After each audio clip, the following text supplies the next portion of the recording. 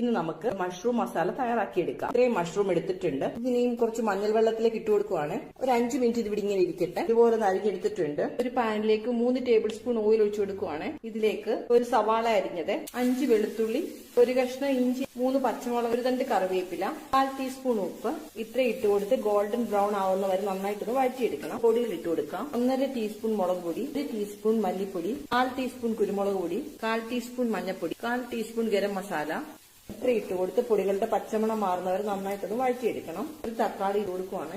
തക്കാളി ഈ പരുവത്തിലായി കഴിയുമ്പോൾ മഷ്റൂം ഇട്ട് കൊടുക്കാം. നന്നായിട്ടൊന്ന് വഴറ്റി കൊടുക്കണം. ഇതുപോലെ നമക്കി വെച്ച് 5 മിനിറ്റ് ഒന്ന് അടച്ചു വെച്ച് വേവിച്ചെടുക്കും. തുറന്നു നോക്കാം. മഷ്റൂമിൽ നൂറി വരുന്ന വെള്ളം ഉപയോഗിച്ചാണ് ഇത് വേവുന്നത്. 1/4 ടീസ്പൂൺ ഉപ്പും കൂടി ഇട്ട് കൊടുക്കുവാണ്. കുറച്ച് മല്ലിയിലയും കൂടി ഇട്ട് കൊടുക്കുവാണ്. നന്നായിട്ടൊന്നും കൂടെ മിക്സ് ചെയ്യാം. മഷ്റൂം മസാല റെഡി ആയിട്ടുണ്ട്. അപ്പത്തിന്റെ കൂടെയും ചപ്പാത്തിയുടെ കൂടെയും ചോറിന്റെ കൂടെയും കഴിക്കാം. ഇതുപോലുള്ള വീഡിയോസ് ഒക്കെ നിങ്ങൾക്ക് ഇഷ്ടമാവുകയാണെങ്കിൽ ഒന്ന് ലൈക്ക് ചെയ്ത് ഷെയർ ചെയ്ത് സബ്സ്ക്രൈബ് ചെയ്ത് കാണാൻ ശ്രമിക്കുക.